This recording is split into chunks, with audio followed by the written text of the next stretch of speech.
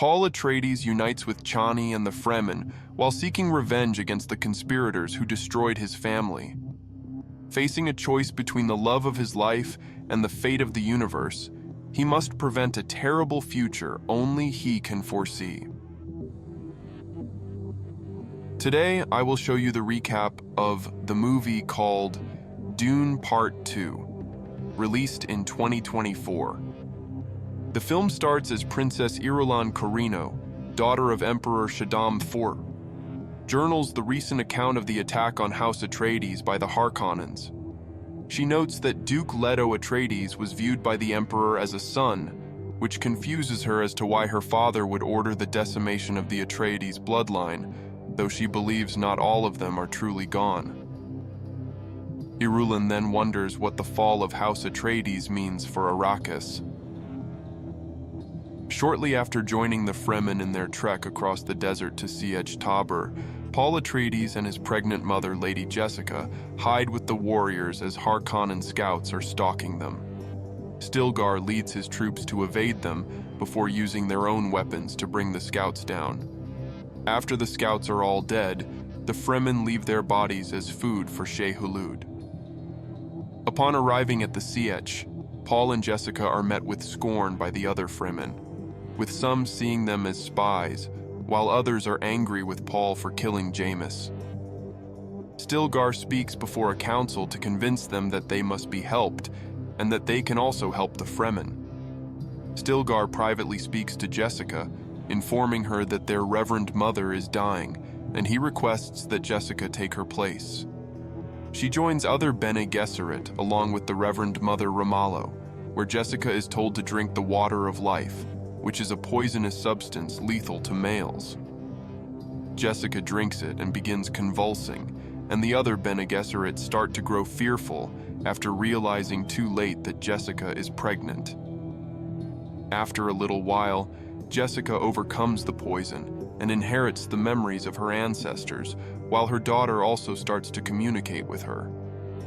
They speak to one another and discuss how they must begin to work in getting others in northern Arrakis to believe in the prophecy, beginning with who they perceive to be weak. Paul attempts to get closer to Chani while she is talking with her friend Shishakli about how the prophecy must be false. Later, the Fremen encounter a Harkonnen scouting tank and launch an attack. The warriors kill the scouts until an ornithopter flies around and begins to fire. Paul helps protect Chani and gives her an opening to break through the ornithopter's shield and destroy it. As the Fremen collect the water from the dead scouts, Paul tells Stilgar and the other Fremen that he does not care about being seen as the Lisan al-Gaib, as he only wishes to fight alongside them. They accept this and come to respect him more. Paul and Chani later sit on a hill, admiring the landscape as the spice flows across the sand. The two grow closer and give in to their romantic feelings, sharing a kiss. Time passes, and Paul starts to train more among the Fremen, becoming a Fedaykin warrior alongside Chani. He becomes more accepted by the Fremen, adopting the fighter name of Muad'Dib Usul, name after the kangaroo mice that inhabit the desert, and a famed Fremen warrior. He also finds himself experiencing horrific visions of him following a mysterious figure heading south, and the land is scattered with corpses due to the holy war that he feels would happen if he were to become the Lisan al-Gaib. Paul then proceeds to engage in a major Fremen test, which is to ride a sandworm. He walks to a lower level of the sands as the Fremen gather to watch. He plants the device to summon Shai-Hulud. Paul waits as the worm crosses through a mound, and he seizes his opportunity to jump on. After a brief struggle, Paul manages to hook himself on and successfully ride the sandworm, earning roaring cheers from the Fremen. Jessica then sets off on a trek to southern Arrakis to spread word of the prophecy to the fundamentalists. While she wants Paul to join her, he feels that they are giving the people false hope, and that him joining her would lead to his visions coming true. On Giedi Prime, Baron Vladimir Harkonnen has returned to his homeworld. He attends a celebration for his youngest nephew, Feyd-Rautha, brother of Rabban. Also in attendance are Reverend Mother Mohiam and fellow Bene Gesserit Lady Margot Fenring.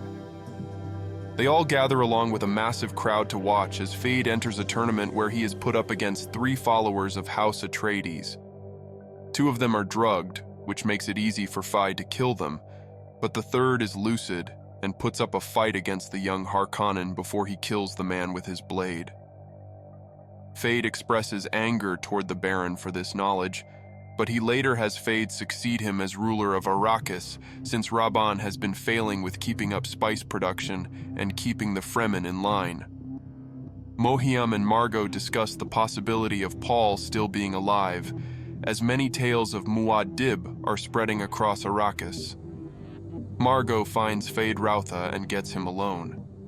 Though he suspects her motives at first, she seduces him after putting him through the same Bene Gesserit test that Mohiam did with Paul. Margot returns to Mohiam and confirms that she is now carrying Feyd's daughter. Irulan continues to question the attack on House Atreides. She personally speaks to Mohiam, who is aware of the Emperor's involvement in the attack and why it was necessary. A group of smugglers touch down on Arrakis. The Fremen fight them until Paul recognizes one of them as Gurney Halleck. They have an emotional embrace, and Paul calls the Fremen off the smugglers. Gurney explains how he survived the attack before joining Paul and the others. Feeling that they do not have enough of a fighting chance against the Harkonnens, Gurney leads Paul, Chani, and Stilgar to the House Atreides stash of atomic warheads. Harkonnen troops led by Feyd Rautha attack the Sietch Tabr, killing several Fremen and forcing the others to hide. Shishakli is captured, and when she refuses to talk, Feyd incinerates her. The survivors make their way toward the south, despite Paul's reluctance. Paul visits the same temple that Jessica had visited to find where the water of life comes from. It is extracted from a baby sandworm. Despite Chani's protests, Paul drinks it and loses consciousness. He experiences more visions as Jessica did, including one of his sister Aaliyah talking to him. Everyone gathers to try and help Paul, and Chani is told that he may be revived with desert spring tears. Chani wipes her tears and mixes it with the water of life before putting it to Paul's lips.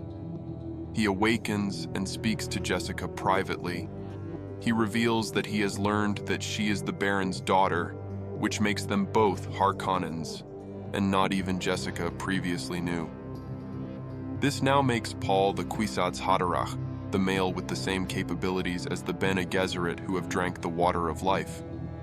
Other Fremen leaders gather at the temple to discuss Paul's ascension. They wish to have him challenge Stilgar, for which he himself is ready to go for. But Paul defies them and gives them a big speech in which he now claims to be the Lisan al-Gaib. Chani also argues that the prophecy has been keeping the Fremen enslaved. All the Fremen soon bow to Paul as their messiah. The Harkonnens return with the Emperor, Irulan, and their Sardaukar forces, leading the Fremen to face off against them, once and for all.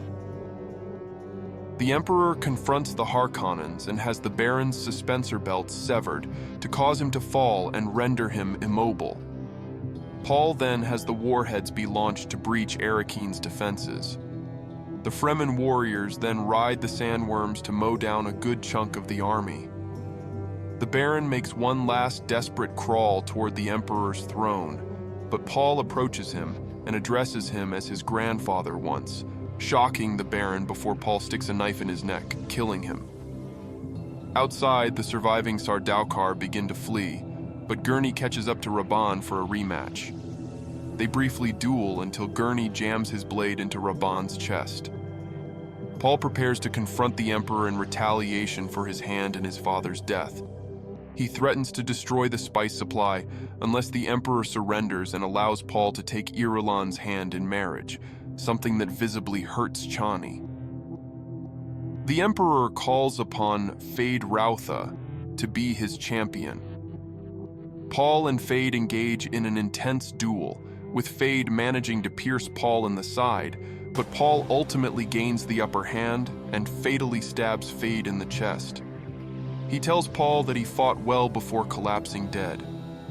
Paul prepares to go for the Emperor next, but Irulan steps in to agree to the condition of marrying Paul. Before the Emperor steps down, he tells Paul that he had Leto killed because he was driven by the actions of the heart. Paul takes Irulan's hand, leading Chani to tearfully walk out. Paul is later informed that the other great houses have not all accepted his ascension. He then proceeds to have the Fremen army move forward to send them to paradise. Gurney, Stilgar, and many others agree and march forward. Jessica speaks to Aaliyah one last time, stating that the Holy War has now begun. The film closes as Chani steps out into the sands to summon a sandworm for her to ride to parts unknown.